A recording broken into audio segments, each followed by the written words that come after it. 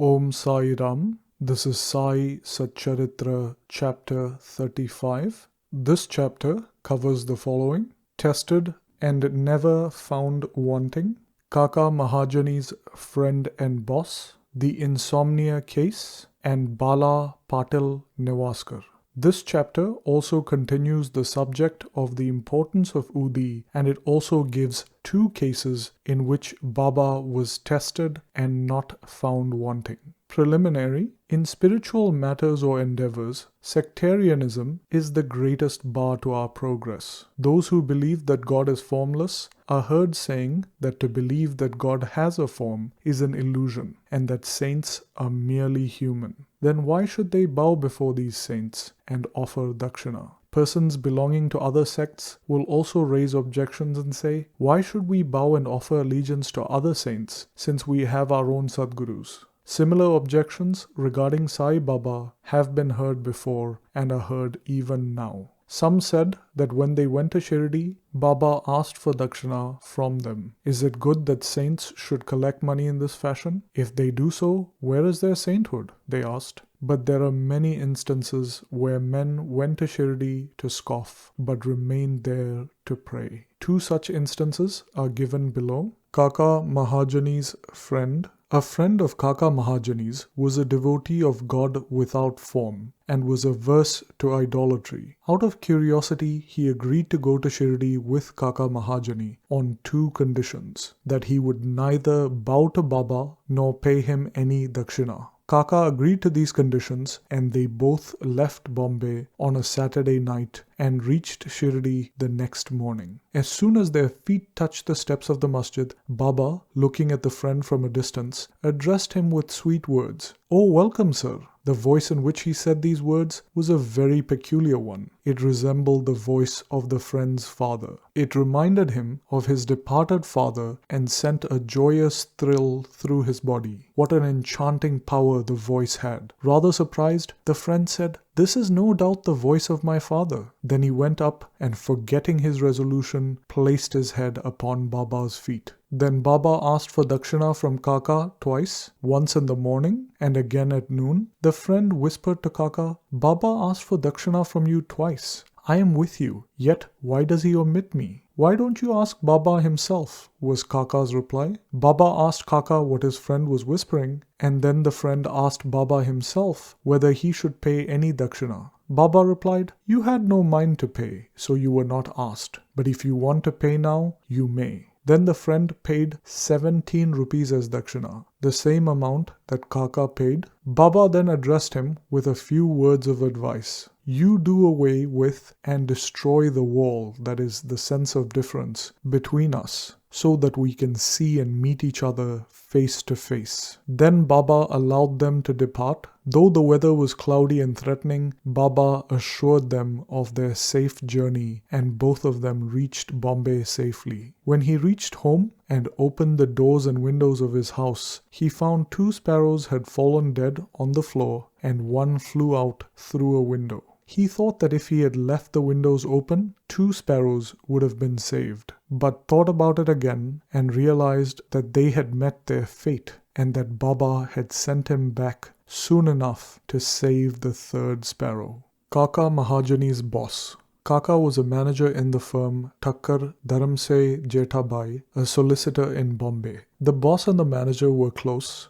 Mr. Thakkar knew that Kaka often went to Shirdi, stayed there for a few days, and returned when Baba permitted him to. Out of curiosity, and in order to test Baba, Mr. Thakkar decided to go to Shirdi with Kaka during the Shimga holidays. As Kaka's return was uncertain, Thakkar took another man with him as an associate. The 3 started together and Kaka bought 2 seers of raisins, that is, dried grapes with seeds, on the way for Baba. They reached Shirdi in due course and went to the masjid to receive Baba's darshan. Baba Sahib Tarkad was there and Mr. Thakkar asked him why he had come there. "To receive darshan," Tarkad replied. Mr. Tucker asked if miracles took place here, and Tarkad replied that that is, to see miracles, was not his intention. He said that the earnest intentions of the Bhaktas were satisfied here. Then Kaka prostrated himself before Baba and offered the raisins to him. Baba ordered them to be distributed. Mr. Tucker got a few of them. He did not like raisins and was advised by his doctor not to eat them without washing and cleaning them. So he was in a fix. He did not want to eat them, nor could he reject them. To keep up formalities, he put them into his mouth, but did not know what to do with the seeds. He could not spit them out onto the floor of the masjid, so he pocketed them against his wishes. He then thought that if Baba was a saint, how could he be ignorant of his dislike for raisins, and why would he force them on him? When this thought arose in his mind, Baba again gave him some more raisins. He did not want to eat them, but held on to them. Then Baba asked him to eat them. He obeyed and found, to his surprise, that they were all seedless. He wanted to see miracles, and here was one. He knew that Baba had read his thoughts, and as per his wishes, converted raisins with seeds into seedless ones. What wonderful power!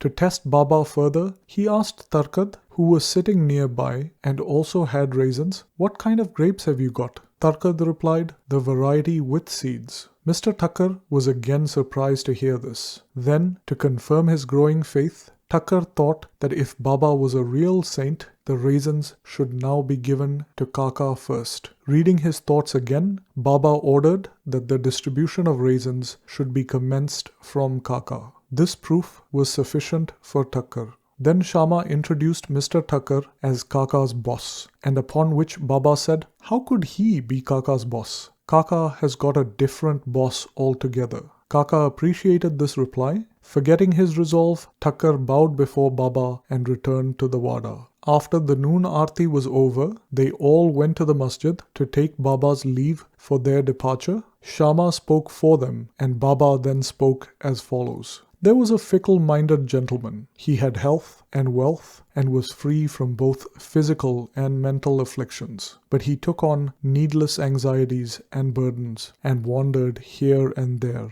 thus losing his peace of mind. Sometimes he dropped these burdens and at other times carried them again. His mind knew no steadiness. Seeing his state, I took pity on him and said, "Please keep your faith in any one place or point you like. Why roam like this? Stick quietly to one place." Tucker at once recognized that this was an exact description of him. He wished that Kaka would also return with him, but no one expected that Kaka would be allowed to leave Shirdi so soon. Baba read this thought too and permitted Kaka to return with his boss. Thus, Tucker got more proof of Baba's omniscience. Then Baba asked Kaka for 15 rupees as Dakshina and received it. Baba then said to Kaka, "If I take 1 rupee as Dakshina from anybody, I have to return it tenfold to him. I never take anything gratis. I never ask anyone indiscriminately. I only ask and take from him whom the fakir or God points out.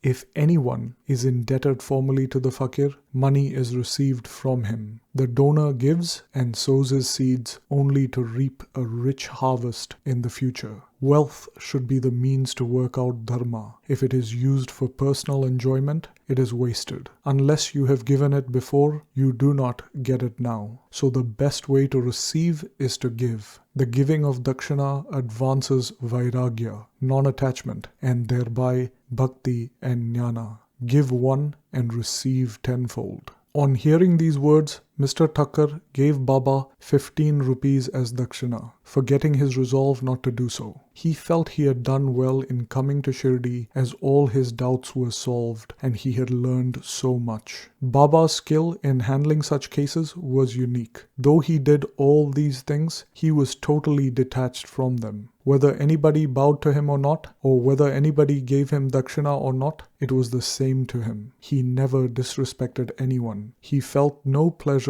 because he was worshipped and no pain because he was disregarded. He transcended the pair of opposites, pleasure and pain. The Insomnia Case. A gentleman from Bandra had been suffering from insomnia for a long time. As soon as he fell asleep, his departed father appeared to him in his dreams and abused and scolded him severely. This broke his sleep and made him restless the whole night. This happened every night, and the man did not know what to do. One day, he consulted a devotee of Baba about this. The devotee recommended Udi as the only infallible remedy he knew. He gave him some Udi and asked him to apply a little of it to his forehead before going to bed and to keep a packet of Udi under his pillow. He tried this remedy and found, to his great surprise and joy, that he got sound sleep and that there was no disturbance of any kind. He continued the remedy and always remembered Sai Baba. Then he bought a picture of Sai Baba, which he hung on the wall near his pillow, and worshipped it daily. On Thursdays, he offered a garland and Naivedya. Then he got on well and forgot about all his troubles in the past.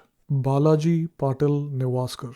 This man was a great devotee of Baba. He rendered excellent and selfless service to Baba. Every day he swept and cleaned all the passages and streets in Shirdi through which Baba passed on his daily routine. After Newaskar passed away, this work was done equally well by a female devotee named Radha Krishnamai, and after her by a devotee named Abdullah. When Balaji harvested his corn every year, he brought the entire harvest and placed it before Baba. He then returned with what Baba gave him, and his family survived on that amount of corn. This course was followed by him for many years, and after him by his son. The power and efficacy of Udi. Once, on the day of Balaji's death anniversary, a certain number of guests were invited, and dinner was prepared for them. But at dinner time, it was found that thrice the number of people invited had turned up. Mrs. Newaskar was in a fix. She thought that the food would not suffice for the people assembled, and that if it fell short, the honor of the family would be at stake.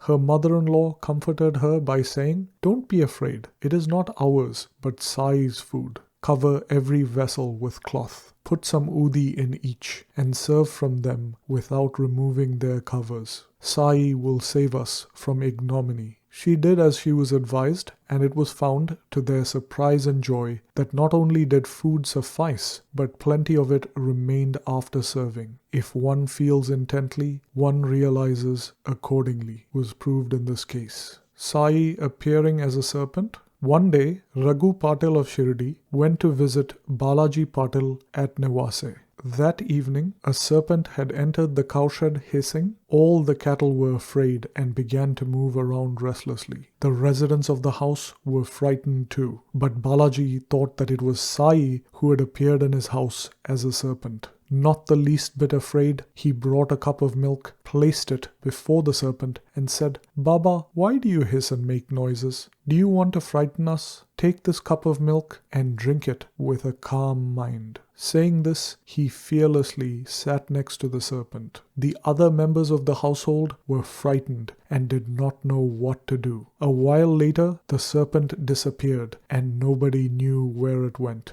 It was not found, though they all searched the cowshed for it. Balaji had 2 wives and children. They sometimes went to Shirdi from Nevase to receive Baba's darshana. Then Baba bought saris and other clothes, which were given to them with his blessings. Bow to Shri Sai, peace be to all. And this brings us to the end of Sai Satcharitra, chapter 35.